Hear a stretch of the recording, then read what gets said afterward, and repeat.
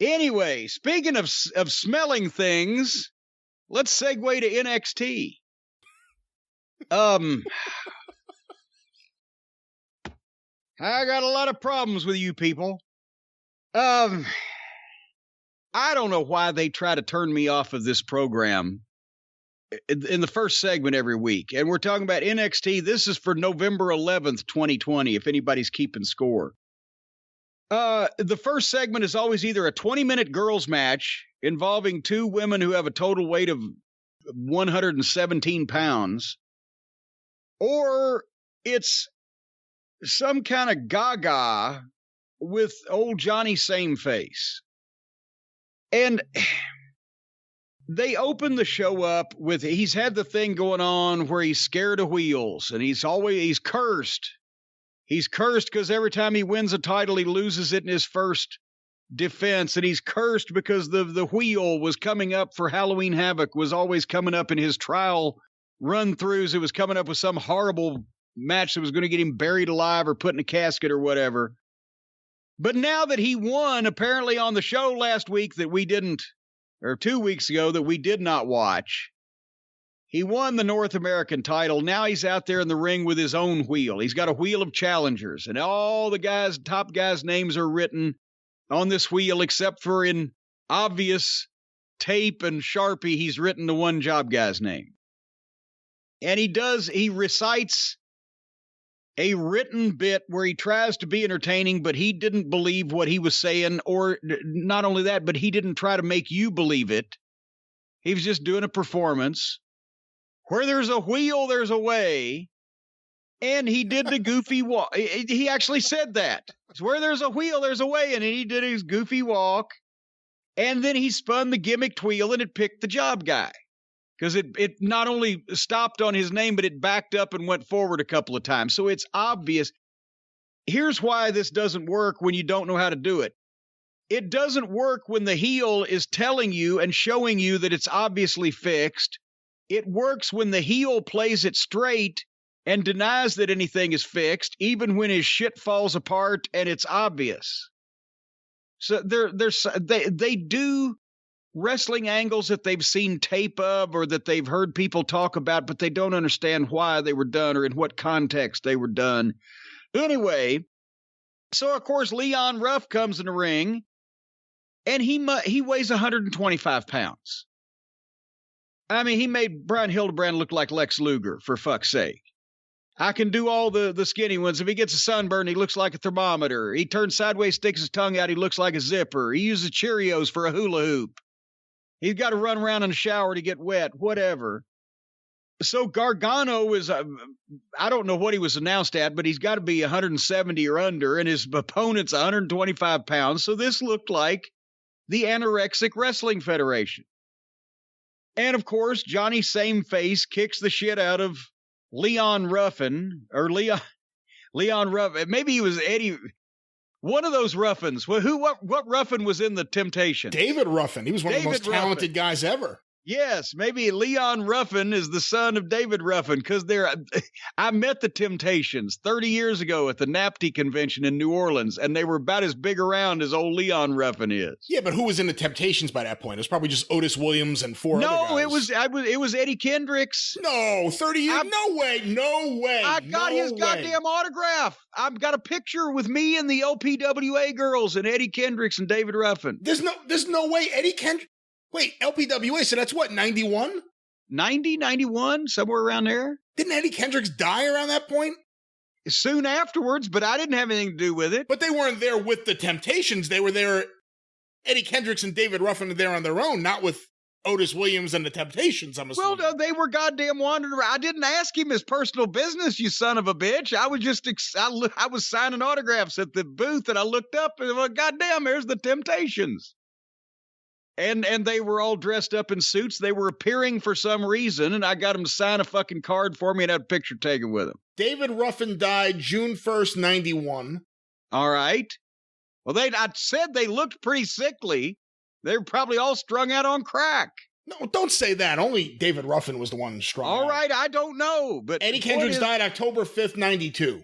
There you go. They're about as big around as hiccups, though. But they had $5,000 suits on. It wasn't 3 square inches of material. Anyway, so Leon Ruffin. No, Leon, it's not Ruffin, it's Ruff. Well, it is now. Maybe somebody will remember him. Johnny Sameface kicked the shit out of Leon Ruffin. I would say that this looked like the Mexican minis were wrestling each other, but all the Mexican minis outweighed Leon Ruffin. And then Damian Priest shows up at ringside, and Leon gets a roll up for a 2 count. And then Priest is still there at ringside and doesn't really do anything, but suddenly Leon Ruff ducks a kick and rolls Johnny Sameface up 1, 2, 3 and wins the North American title. If they were going to do that, why didn't they do it when Priest showed up and fucking Gargano turned around and got rolled up? They just went another fucking couple minutes and then did the same basic thing. And then they did the comedy bit where Damian Priest is holding Leon's arm up and he puts the belt around his waist. When he throws his arms up, it fell to his feet. It wouldn't stay around his waist. So the North American champion is now a job guy. And they've switched it, well, how many times recently, but obviously Gargano just won it 2 weeks ago, and now he's lost it. And Priest got even with him already. Imagine that. Did this work for you, dog? No, it really didn't. We'll talk about the post-match thing, because that did work for me for different reasons. Did you see Triple H's tweet about this? No. It was a short video of Leon Ruff celebrating on the podium with Damian Priest, and the belt keeps falling down because he's too skinny. And Triple H said, "That's why we don't call it a belt. Congratulations to Leon Ruff." Here's another example of people who have seen things in the past, but they didn't know how they were applied. The idea of, especially in the territories, the idea of an underneath guy or a job guy suddenly getting a big victory or even winning a title over an established main event guy has been done a million times, and when it's done it's caused by the fucking other top guy that main event guy that just did the job is going to be working with or currently in a program with or whatever. This is not revolutionary. But number one, their North American title, it's a national TV show, so you can't act like the territories and we're switching the belt in Southeastern for 4 days or whatever. But also, it's not primarily comedy. It's primarily a tool of embarrassment or humiliation to heat up what you want to do. They did it in Memphis in '83 one time. The Fabulous Ones, hottest babyface tag team that they'd ever had. We're working with the Assassins, Roger Smith and Donnie Bass. And at the time, the Assassins were the World Tag Team Champions, or being billed as such. So on TV, I think it was Jimmy Hart runs his mouth, says, "We're going to defend the titles on TV today against Robert Reed and Ken Raper. Reed and Raper. And they're job guys. They've never won a match on television or anywhere else. So immediately the Assassins are kicking a shit out of these guys, and Hart's laughing and they're rubbing their face in it. But the Fabulous Ones come out and do something, and one of the Assassins gets pinned, and Ken Raper and Robert Reed are the World Tag Team Champions. Holy shit. Saturday morning, live TV, anything can happen. But at that point, they get hot and they change the card for Monday night so that the Assassins get their return match with Reed and Raper, followed by a lights out match or whatever kind of stipulation match with the Fabulous Ones and the Assassins.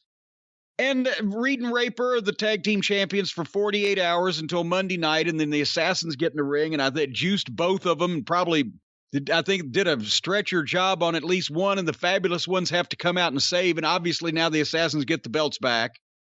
And then they do a bloody fucking wild ass main event match with the Fabulous Ones and do a heat finish to come back the following week. But you don't just have this fucking guy for no reason roll the guy up, leave the ring with the belt. Now he's Damian Priest's little buddy, I guess. and it's just all a ha-ha thing for a main championship. I don't know. But the after thing, it's not that the thing in the back was necessarily any good or better or anything. It's just anything Damian Priest is in, he sounds natural. He got something out of this. He gave Leon Ruffin the keys to his rental car and said, take off. Johnny's going to be coming back for you. Then he's fucking with Johnny. He even doing this hokey shit, he still seems natural and comes off as believable in that situation, even when nobody else can. Do you get that from him, or is it just me? I really liked the segment backstage, and it was all because of Damian Priest. He was so good, just laughing in Gargano's face when he said, oh, this was a match we shouldn't have happened. You made the match, you idiot. It was your idea. He was great. But now Leon Ruffin is the North American champion. We'll see what happens. But it's okay, actually, because everybody's got a title. I know this because the very next match was for a fucking title, the Cruiserweight title. Everybody's got a title here. And I don't see any size. Well, actually, I do see a size difference. The current Cruiserweight champion is much heavier than the current North American Heavyweight champion. Much heavier. I think he's heavier than the NXT champion, Finn Balor, too. Well, there you go. So it just... At this point, everybody does have a title. Anyway, it was Pablo, don't call me Santo Escobar, with the lucha suits in the corner against Jake Atlas. And Jake Atlas has been attacking these guys. Well, I thought it was a baseball bat a week or two ago. It might have been, but it was a lead pipe. At least he uses either one of them better than Moxley. At least when old Jake Atlas hits one of them, they go down and sell it and stay down. I saw Moxley hit Kingston 3 times with a bat. Kingston got up and made comeback. But this match, to me, was like counting snowflakes. There's a lot going on, but it all looks the same, and you get tired of it real quick. They just did the stuff that they normally do and that everybody else does, and then suddenly, in the middle of all this, Jake Atlas goes crazy and beats up all the seconds with the lead pipe, and that's the break spot. So in this program so far, 125-pound job guy's the North American champion, and the underneath guys are beating each other with lead pipes for break spots. I'm starting to see why everything looks the same. While I was watching this match, I just wrote down random thoughts. Did Austin Theory really quit wrestling? Because if he did, it's going to be a hard slog to watch 2 hours of NXT every week for Ciampa and Priest and Rhea Ripley. Atlas did a dive. Did you see Atlas do the dive where he hung both of his legs? He started out going head first, and then in midair he switched to, I'm going to throw my right leg out sideways first, and he caught both legs and almost went head first and killed both of them. So Gargano may have competition for the Wrestling Observer Newsletter Most Boring Award in Jake Atlas. He's another one of these guys. And then explain to me the finish. Atlas climbs to the top rope.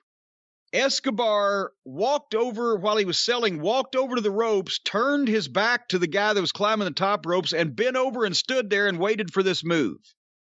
And then Atlas comes off the top turnbuckle and cartwheels on the top rope and lands on his feet in front of Escobar. While Escobar watched him do it, and as soon as he landed on his feet in front of him, Escobar just hooked him in a double arm kind of DDT thing on his knee, boom, and beat him 1, 2, 3. So I guess you could make the claim that, well, yeah, he was watching him do it, and that's why he caught him in that move, but he was also watching everything he did before that. What if he hadn't have known what he was going to do and he came off with something he couldn't have blocked? He was watching him come off the top rope and jump on top of him. Too many he's and hims in there, but you get the idea. It was just a staged whatever. Yeah. It can't add too much more to that. Although, there's a lot of guys just waiting for something to happen or walking into something. On the other show later on, we'll talk about it. I saw a guy just walk casually into another guy holding a ladder about to hit him. So this stuff happens. And I agree with you. The best way to walk into a ladder is casually. I think Jake Atlas seems like he has some talent in the ring, but I don't know if it's him or the way NXT is retraining him or using him, but he shows no personality. There's nothing that stands out about him. He just seems like some guy. He seemed like some guy running around beating people with a lead pipe. And, it's actually, that's kind of tough to pull off when you can be running around beating up people with a lead pipe and still have no personality. It's the quiet ones you got to watch. Raquel Gonzalez. She was supposed to face Xia Li?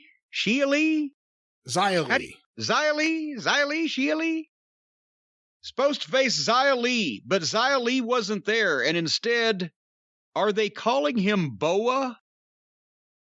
Like a boa constrictor? Yeah, I think we saw him wrestle at some point. I don't remember. It must have been when we first started watching NXT. He was one of the wrestlers. I forget what his first name was. It was something Boa. Well, apparently now he's Xia Li's cohort, partner in crime, spokesperson. Xia Li wasn't there. He gets in the ring, no microphone or anything. Just gets in the ring in a suit and walks up and says, well, she's not here. So, and Raquel Gonzalez is like, well, she called me out. And he's like, well, she's not here. So bye. And he turns around to leave and she boots him out on the floor and just kicks the shit out of him. And obviously what they're trying to do here is Raquel Gonzalez is a giant. She's a big girl. They want to get her over as an ass kicker. They want her to beat up a guy, but you can't have an intergender match because it's the WWE and even they have standards. So this was a way of having an intergender match and showing you how badass Raquel Gonzalez is without booking a man versus woman match. And she kicked shit out of him and left him laying, but I'm not even against that concept because, yes, she's a big girl and he's a putz. Nobody gives a shit about him. He's not like he's a main event, male talent, but couldn't they get into it and better just walk out? Well, she's not here. I'll see you later. And just might as well have said, just go ahead and beat me up. Because that was how obvious it was. Could they not have gone into this a little more creatively? Well, let's rewind for a second. We saw at least 2 weeks where it happened, maybe even more, where Xia Li did a promo where she said, I have to win this match. You don't understand. I have to win. And then she went out and lost. It happened more than once. And now she doesn't come out here. Instead, this guy who is in cahoots with her. But this sets up everything else, I think, that happened in this bizarre segment. Xia Li has to win, and all of a sudden Xia Li is not there. Well, I mean, I wasn't complaining because I didn't want to see Xia Li. And if it had been Xia Li, I would have fast-forwarded it. But anyway, Raquel Gonzalez did a good job of kicking the shit out of this guy. But then suddenly the lights go out. And this old Oriental man comes walking slowly out with an envelope in his hand, and old Boa gets down on his knees and is freaking out. And it apparently it's Pat Morita in the Karate Kid who reaches down and gives Boa the envelope and smudges ink on his hand, which Boa treats like it's battery acid. And then the old man leaves and walks out, and the announcers just started laying out and saying nothing. And we know that they were still there because we could hear them until suddenly this started happening, and then they just stopped talking. And wouldn't they be going, well, who the fuck is that guy? That's the only thing they could have said, is what the hell is going on here? Well, yeah, but laying out's even worse because then it's just like, well, we don't even know what to say here because nobody understands what's going on. If this guy is a new contract talent, I have a feeling some of the people on the roster are going to have to modify their style of work. If the old Asian guy is a new contract performer? Yes. Some guys are going to have to fucking modify their style of work. I don't believe, hey, he's too old to be going for some of this shit the new kids do. Anyway. That segment made no sense. No. It was so bizarre. And for the people out there who go, well, it's long-term dramatic storytelling and you'll understand Sue. God damn, every segment with every underneath clown in the world has to be a mystery or a goddamn gimmick match or an angle. This is why none of this shit stands out. The lights start going, and I'm like, oh my God, who's going to come out? Like, I don't know where this is going. It's already bizarre and weird. Who's going to come out? And all of a sudden, it's some guy that I've never seen before. It's fucking Charlie Chan. See, I like this. No, it was Key Luke in Kung Fu. He was trying to snatch the pebble from my hand, Grasshopper. It's time for you to leave. I'm at the point where it's all so ridiculous. I was able to. This was the first Wednesday night in a while I was able to just sit back and laugh at some of this stuff because it's so stupid. And this was the highlight of the stupidity on NXT. The unknown Asian man who had a light show who came out to hand an envelope to Boa, who just got his ass kicked by Raquel Gonzalez because Xia Li disappeared. Moving on. I started to say Les Thatcher. Les Thatcher did not attack someone. Timothy Thatcher attacked the stooge from last week that beat him up in his own Thatcher's Thatch Can segment. Les Thatcher attacked his TV if he was watching this. Yeah, well, yeah. He kicked his screen in. But Timothy Thatcher beat this guy up in the back. Do you remember when brawls in the back of the arena were only done 5 or 6 times every show, so it meant something? It's just, you can't even remember how many times have people been attacked in the back room in the last month on every program. Anyway, next match was Toni Storm versus Mrs. Sameface. I love Toni Storm. I think she looks gorgeous. She looks like a star. But Candice LeRae had wings on her jacket, and I used them to fly through this. I do not like Toni Storm enough to watch this gray-haired pixie do whatever it is she does. And by the way, Mrs. Sameface won with her feet on the ropes, but beat Toni Storm, which is halfway criminal. And then the ghost-masked person hit the ring, and they got some rotten heat on Storm, and here comes Shotzi, and the heels got rotten heat on her, and then the ghost unmasked as, oh my God, shock of shocks, Indy Hartwell. And then Cletus Tubbs came into the ring. And then we saw Joe Schmo. That was an earth-shaking reveal under that ghost mask, wasn't it, Brian?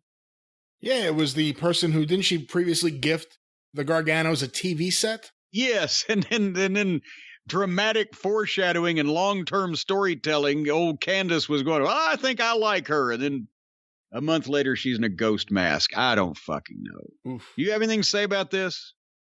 No, I mean, I guess I don't know if this is the place to say it, but I will anyway. You know, I've seen women's wrestling matches all through the years. I have videotapes from the beginning. I have photos of everyone from Mildred Burke on up. It's just, and I love women. I love beautiful women. I always have, I always will. It's a habit you've had for a long time now. And I'm not exactly complaining, but with that said, does every woman need her ass to just be hanging out? It's every woman in wrestling. Every woman. It's like you could wear shorts where it exposes a little bit of what you have, but there are women with just their asses just hanging out. And I'm not saying I wouldn't love those asses, but I'm just saying, does every woman need their ass hanging out?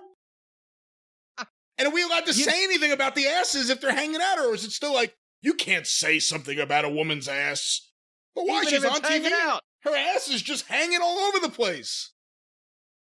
And that's my only thought about the Toni Storm Candice LeRae match. That should be a companion piece. Einar, Rocky, whoever's out there, rewrite Jacking It in San Diego to asses hanging out in AEW or NXT. Do you know what I mean? I mean, like, well, I've never really opposed seeing any of those. I'm not saying I'm opposed with it, but like, now that you mention it, a lot of them do hang low, Sweet Chariot. I mean, women always wore like revealing-ish outfits, a one-piece swimsuit or whatever it was. But Jesus Christ, there's more ass on wrestling than any other show on TV. And it's just hanging out. It's just ass everywhere.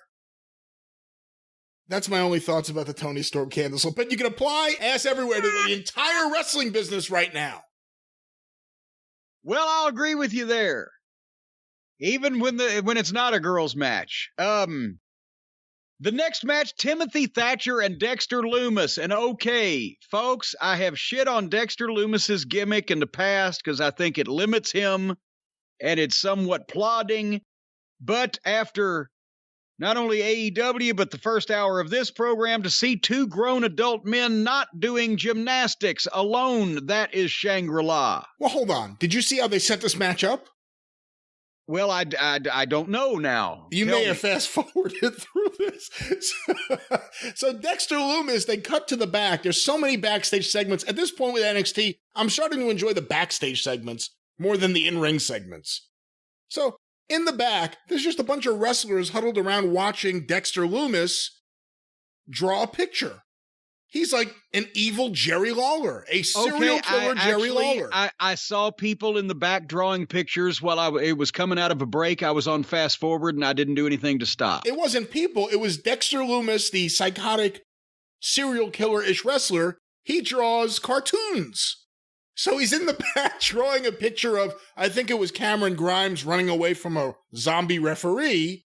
And then when Timothy Thatcher started beating up whatever that guy's name was, he threw him into the... He threw him and knocked the picture down. He knocked the cartoon down, and that upset Dexter Lumis. Dexter Lumis's artwork being ruined, that triggered him. And William Regal instantly signed this match. So they're fighting about a video game on one channel and a sketch pad on the other channel. Okay, got it. Well, one's more old school and one's more modern wrestling. So in this match, the psycho killer Lumis was the babyface. Okay, great fucking positioning. But anyway, the point is these guys, they hit hard and it made sense for the most part. I still think the gimmick limits Dexter Lumis, but he did more here. And to me, he found a higher gear in his comeback for once. And he's a great athlete. He does some nice shit. I'm just not sure about the mono pace that sometimes that he does. Thatcher's really good. Great facials, knows his shit, works his gimmick. He's obviously a good wrestler.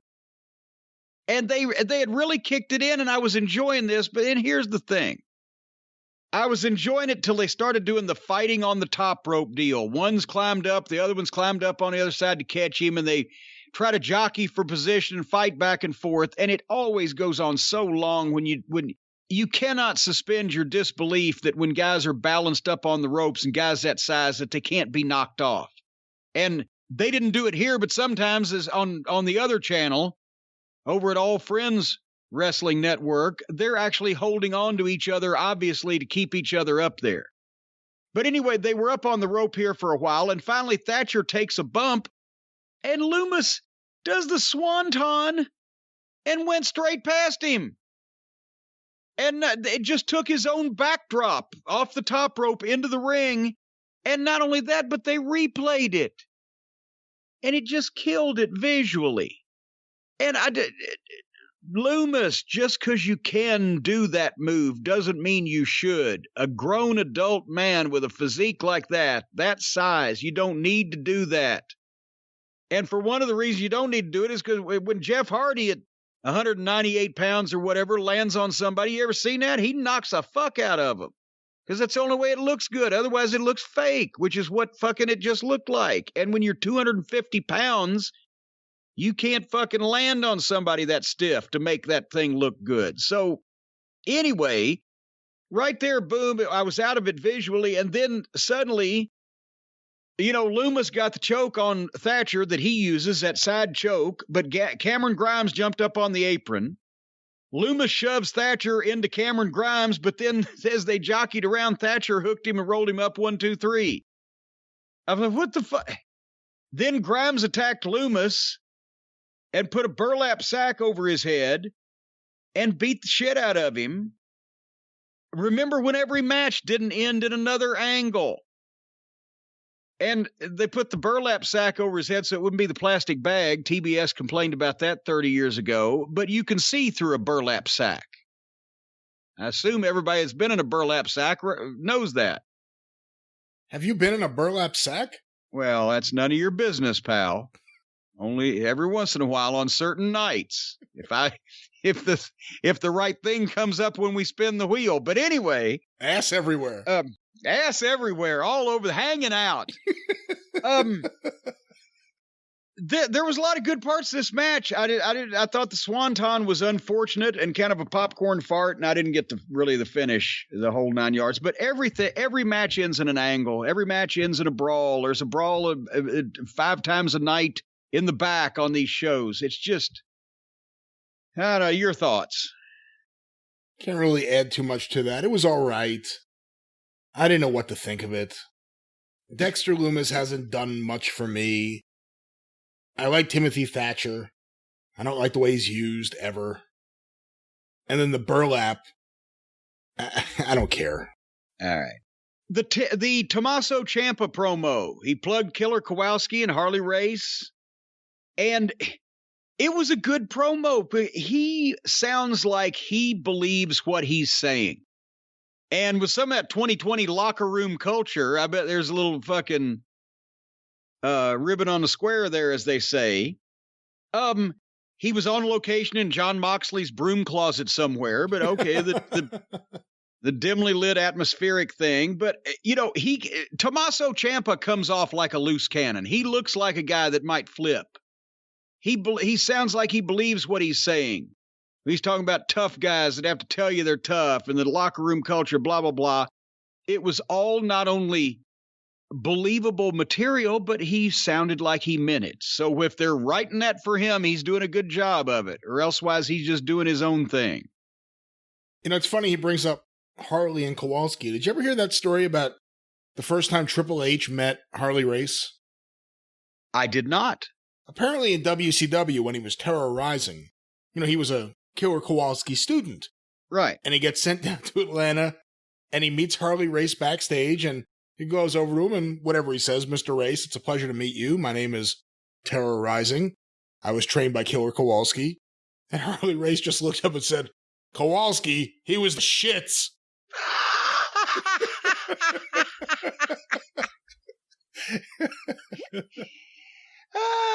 Well, anyway, the next brief little package, Rhea Ripley and Io Shirai are headed to a showdown for the NXT women's title.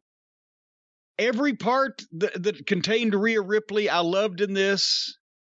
Every part that contained Io Shirai, I am so way past tired of Japanese women wrestlers. Oh, why? They're That's everywhere. Ridiculous. Come on. No, because they're everywhere. And subtitles ain't gonna sell no tickets, by the way. And she's half the size of Rhea Ripley. And I'm just tired of if every single television program did not have multiple Japanese women wrestlers who speak the same racist style, broken English promos. Come on. Who's the one that's fucking screaming? That's Asuka, and that's a little bit of a stereotypical Japanese woman, but a little stereotypical. Io Shirai isn't doing that. No, she's got subtitles, but she's not screaming in that fashion either. I don't want to see Io Shirai against Rhea Ripley. I want to see Rhea Ripley against actually very few women in wrestling because nobody else can stand up to her. But I realized this. She's 23 years old, right? Can you tell me that she is not an action movie star? Can you tell me, is there a female action movie star in Hollywood right now? No, and there have been various women in MMA who tried Gina Carano, Rousey. Gina Carano at least is still doing it. She's in The Mandalorian on Disney Plus, the Star Wars series. Ronda Rousey, I don't know if that really worked well. No, and the problem is because they may be legitimate shooters and tough, but they look like real girls. Rhea Ripley looks like a fucking Amazon. She looks like a fucking movie star. She she may do the Rock thing. I'm giving her 3 to 5 years in wrestling. If somebody puts her in a fucking movie and it's not a shit movie, she will be the biggest female action movie star in the history of Hollywood. They should put her in like a Liam Neeson role, where just the whole movie is her just kicking the shit out of people. That's what I'm saying. If you put her in any kind of fucking outfit like that, remember Mad Maxine? Yeah. Except Mad Maxine couldn't work and was not as cosmetically pleasing by a long shot, but a 6 foot tall woman with the fucking outfit and the fucking hair, and she can already talk like this, and you can tell that sometimes she's doing verbiage and sometimes it's her, but it's all good. She may not last as long as The Rock did before somebody snatches her up and puts her in the movies. Well, you said you don't want to see Io Shirai versus her because Io's half her size, beyond other things that I don't agree with about Io Shirai. But to that point, just about everyone's going to be half her size. I mean, they're very, like, Raquel Gonzalez is obviously a bigger girl. Charlotte, it wasn't a big size difference. Raquel's going to be a project because she's not there experience-wise with her work yet. Charlotte was great. But, size-wise, Charlotte matched up. But most girls in wrestling are not going to be as big as Rhea. Well, then I suggest they start fucking getting new boots because the heels are going to be worn out of the ones they've got because they're going to be laying down for old Rhea Ripley quite a bit. You could always tell in the old days if a guy was doing good or not. Because if his boots, if the toes were worn out, he was going over. If the heels were worn out, he was getting beat. Anyway, speaking of the best heel in wrestling, see that, like that transition? Pat McAfee comes to the ring with his entire crew of 2 bald-headed guys and the orange Englishman, Pete Dunne. Pete Dunne looks like Kramer when he started tanning with butter. You remember that episode? I'm still going with Becky Lynch with pubic hair glued to her face. Why? He's so fucking orange. Anyway, McAfee has become the best heel in the business in the last 3 weeks. And I wish they'd drop the phony crowd booing when he's cutting his promo because he's so real, it just makes it sound phony. It reminds you that they're trying to remind you that he's being naughty rather than just you hearing it. You know what I mean? Yeah. It doesn't fit. He's so good. And he's a wrestling heel. He's not even being a heel like MJF, where MJF's obviously had a great delivery and had material that was all of his own, but at the same time, McAfee's just so natural saying, you bunch of stupid fucking losers, you rednecks and hillbillies. He's an old-time wrestling fan. And I was looking forward to seeing anybody associated with Pat McAfee, even old Birch and Lorcan, but then I found out they were going to be fighting Fan Dancer. And I wrote, God damn it, for the tag team title. So I watched this to listen for McAfee. This match was like watching the Kelly twins against the Batten twins. Remember Pat and Mike Kelly, big bald-headed, fucking heels, and the Batten twins, identical fucking baby faces. It's 2 bald guys against 2 guys who don't look identical, but they're wearing the identical shit, and their design of their tights and their boots, it looks like they're wearing bell bottoms or something. I don't know. I just hate the whole Fan Dancer gimmick. Their team, the entrances, whether I'm burping here now because I've got gas. The entrances the whole time. I don't care if you cut that out. Give me gas. They gave me the sour belches. The entrances, the whole fucking male dancer thing. Fuck. Anyway, they did it at the break spot. My favorite spot in the whole match was Fan Dancer number 1, whichever one, threw one of the heels into the announce desk, and the heel flipped and kicked McAfee right in the fucking face. And he sold it better than anything in the first half of the program. But yeah, Birch and Lorcan need some way that you can tell them more readily apart. They're wearing black boots and black tights, and they both have bald heads. Somebody go to long tights. Somebody change up your look a little bit. And they've been kind of used as kind of a bland team so far. McAfee's all the color in this group.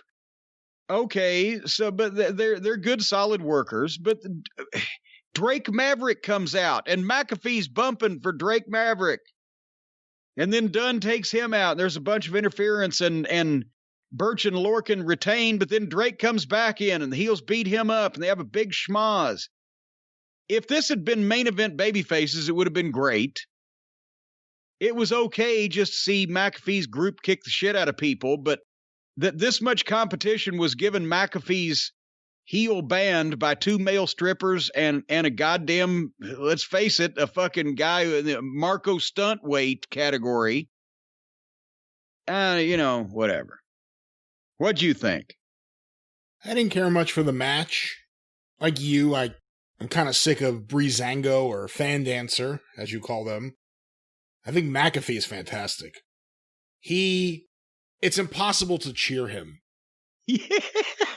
He's so good as a heel. Even when they start fighting, he puts his hands up and kind of prances away like, ooh, I'm cover up because I'm a big pussy. That was perfect. Yeah. He's great. You see Rip Rogers all around him as far as applying psychology toward being a heel. Here's what my biggest complaint with him is, and this isn't anything personal against Lorcan and Birch, but when McAfee's out there doing a promo saying, us four, this group is like the best group in wrestling. Yeah. Like, I wish they would have put McAfee with 4 guys. And again, this isn't against them, but just it doesn't look like it fits. It doesn't feel like it fits. You know, McAfee with 3 other guys, there had to be 3 other better picks. There just had to be. One would think. Then McAfee with 2 British guys and a bald guy who tags up at one of the British guys. Yeah. It's such a makeshift faction. We've mentioned before that the reason why the Horsemen worked, and of course this is what they're playing off of, the greatest 4-man faction, the reason why that worked is because all those guys looked like they belonged together socially, personally, outside the ring, people that would be gravitated toward one another, except for Ole, and of course Ole was in it because he and Arn were allegedly related. It all worked, the combinations, until the mid-90s when they prostituted that too, and then it didn't work anymore. But these guys, I don't see McAfee hanging out with any of the other 3 of these fucking guys. I don't know. I could be wrong. I'm like you, though.